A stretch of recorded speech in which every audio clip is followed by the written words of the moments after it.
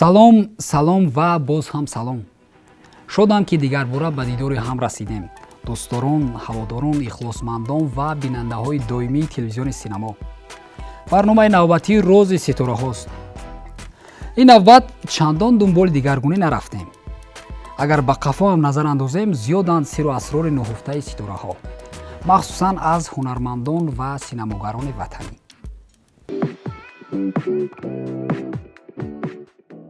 бинандаҳои азиз, ин навбат мо қарор додем аз ногуфтаҳое бигӯем ки токунун атрофашон сухан кам то кам баланд мешуд.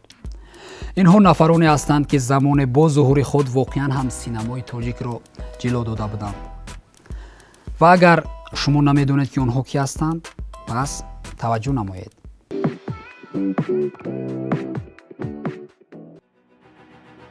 ҳунарпеша ва коргардони синамои тоҷик, дирижёр ва омӯзгор Комил Ёрматов 2 майи соли 1904 дар шаҳри Конибодоми вилояти Суғ ба дунё омадааст. аз бунёдгузорони синамои миллии Тоҷикистон ба шумор меравад ва дар таъсису пешрафти синамои узбек низ саҳми борис дорад.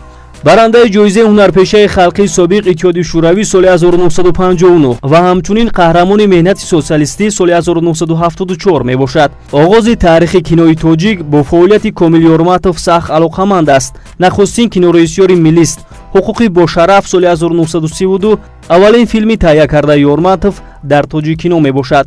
баъдан филми муҳоҷирро соли 1934 таҳия намудааст ки дар филми муҳоҷир нақши асосиро ки Комил ном дорад, худи Комил Ёрматов ва нақши завҷаашро бошад София Тӯйбоева бозӣ карданд ки дар ҳаёти воқеӣ низ ҳардуи онҳо зану шавҳар буданд.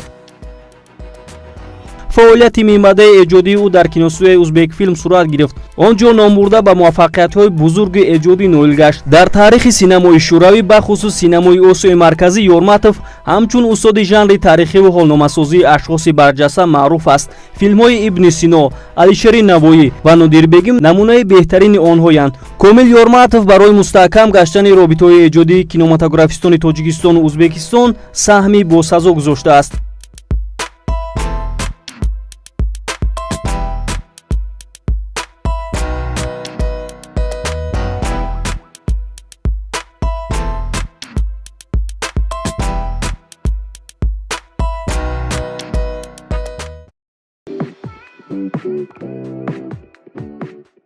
Комил Ёрматов ғайр аз забонҳои тоҷикӣ ва узбекӣ боз озодона ба забонҳои русӣ, немисӣ, озарӣ ҳарф мезад.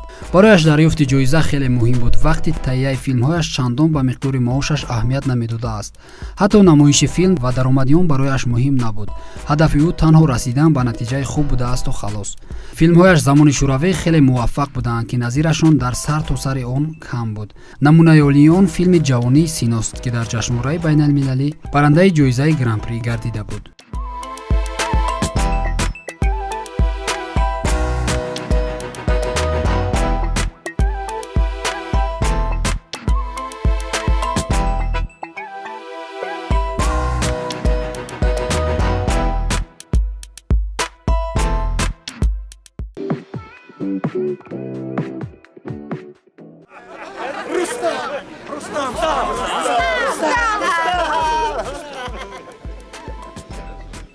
Живи сотни лет, о владыка вселенной.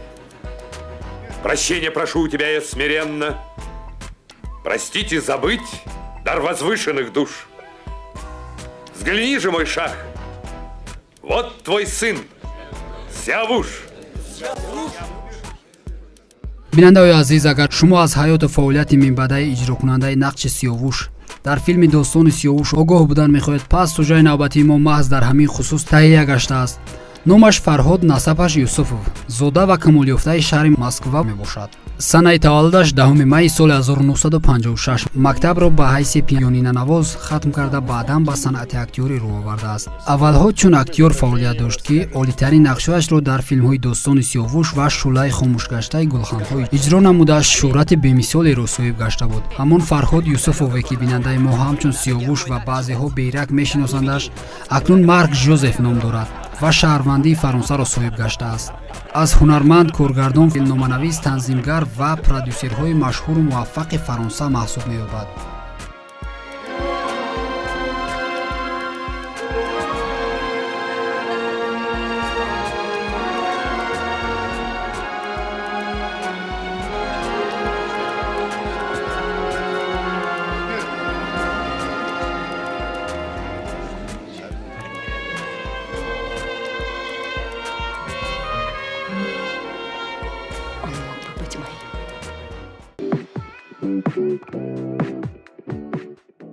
синемо санъатест воқеан ҳам асил.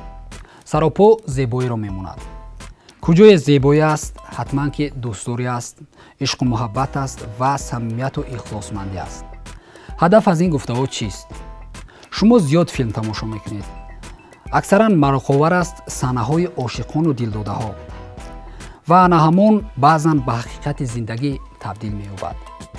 биёед акнун ба ҳаёти он нафароне таваҷҷӯҳ мекунем ки ишқи афсонавиашон аз майдони сабти филмҳо шурӯъ гардидааст.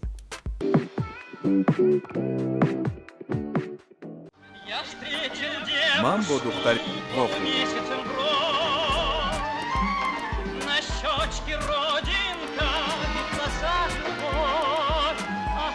бинандаҳои азиз, шояд барои шумо ҷолиб бошад ки баъзан нақшофарӣ дар саҳнаҳои филм, хоса саҳнаҳои ошиқону дилдодаҳо ба муҳаббати самимии ҳунармандон табдил меёбад ва ин фарзия то як андоза ҳақиқат ҳам дорад, зеро кам нестанд ҳолатҳое ки оиладоршавии ҳунармандон пас аз иҷрои нақши ду дилдода дар филме сурат гирифта бошад. барои мисол филми «Ман бо духтаре вохӯрдам» ва ҳамчунин «Достони Рустам». аслан зиёданд чунин ҷуфтҳое ки бо шарофати нақшофариашон бахти худро ёфтаанд, вале мо ин навбат танҳо дар хусуси ҳунармандони ҳамин филмҳо ҳарф мезанем.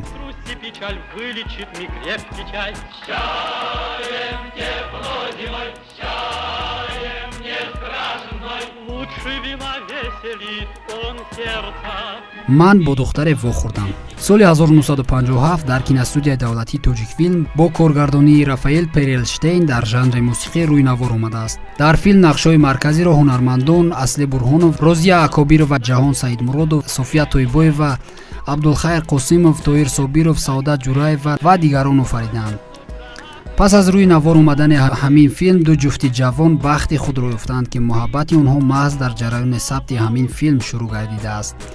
розия акобирова иҷрокунандаи нақши Лола бо ёвари коргардон Евгений Кузин хонадор шудааст ва иҷрокунандаи нақши Саид Ҷаҳон Саидмуродов бошад бо Саодат Ҷураева иҷрокунандаи нақши Зебо хонадор шудаанд.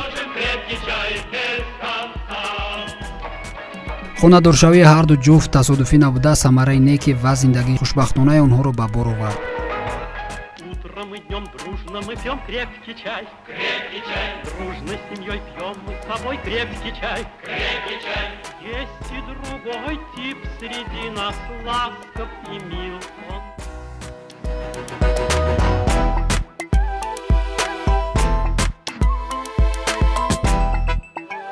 Розия Акобирова ҳунарпешаи театру кино 4 июни соли 1937 дар шаҳри Душанбе ба дунё омадааст. дар техникуми китобхонавии шаҳри Душанбе таҳсил намудааст ва фаъолияташро ба сифати раққосаи филармонияи давлатии Тоҷикистон шурӯъ намуд. нахустин нақшашро дар ҳамин филм, яъне «Ман бо духтаре вохӯрдам» офаридааст. хидматаш дар таҳияи бисёр филмҳои бадеӣ аз қабили «Достони Рустам», «Буд набуд дар синфи якум», «Гуреза», «Достони шарқӣ», филмҳои зиёди ҳуҷҷати «Ёди Помир», «Панҷруд», «Дили беқарор» ҳамчун ёвари коргардон хеле калон аст. ҳунарпеша санаи 11 феврали соли 2009 дар шаҳри Москав аз олам даргузаштааст.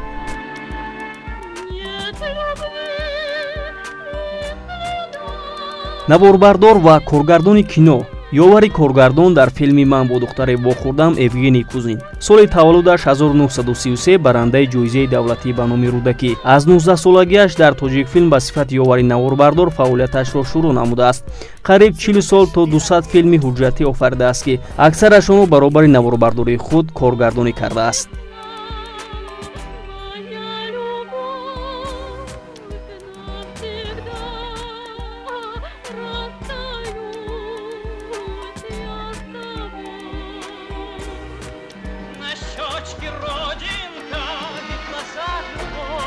ҷаҳон Саидмуродов 7 ноябри соли 1933 дар шаҳри Душанбе таваллуд шудааст. омӯзишгоҳи театрӣ ба номи Шепкини шаҳри Москавро соли 1958 хатм карда, актёри театри давлатии Академияи драмавӣ ба номи Лоҳитӣ шуда кор кардааст. баъдан барандаи филармонияи давлатии Тоҷикистон ва ҳамчунин методисти хонаи кино низ будааст. аз соли 1988 то поёни умр ёвари коргардони студияи Таджикфилм буд. нахустин нақшашро соли 1957 дар филми «Ман бо духтаре вохӯрдам» офаридааст ки аз муваффақтарин нақшҳояш маҳсуб меёбад. баъдан дар филмҳои одампӯсташро иваз мекунад.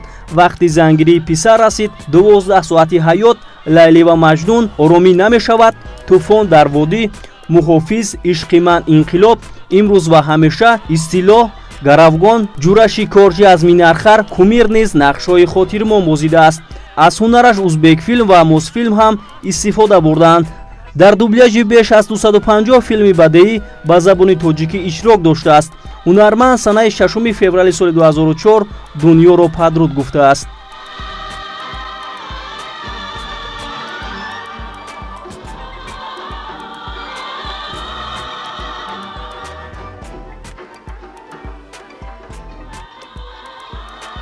پایان فیلم.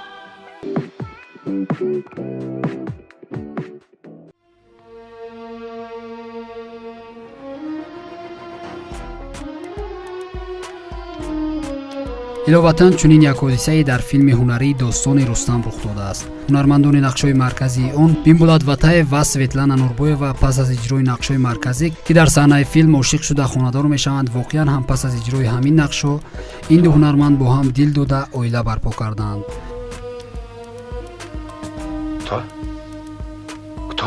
Тахмина. Не то я проснулся, не то еще сплю.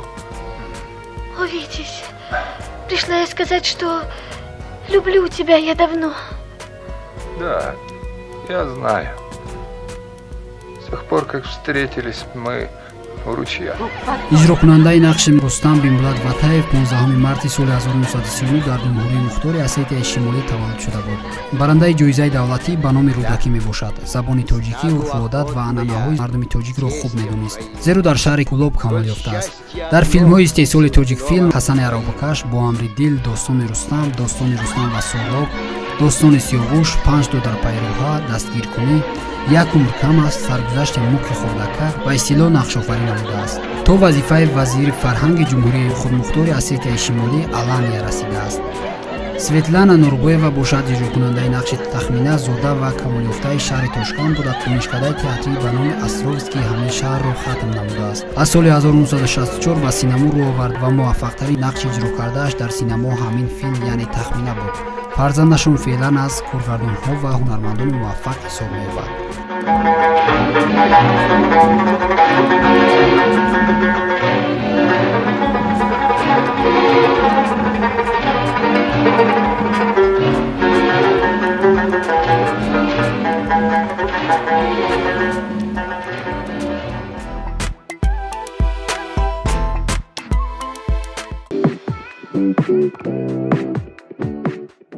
бинандаи азиз, сайёраи мо дар гардиш аст ва умуман дар коинот ахтарон, ситорахо, сайёраҳои гуногун дар гардишанд. ва аслан вақту соат, солҳо, моҳҳо, ҳафтаҳо, шабу рӯз, умуман ҳама чиз дар гардиш. шумо агар дар ин гардишҳо чарх хӯрдан мехоҳед, тавсия медиҳам ки дар гардишҳои ҳафтаи шоми ҷумъа барномаи моро тамошо кунед. анҷоми барномаи рози ситораҳост. то дидори баъдӣ, хайр азизон.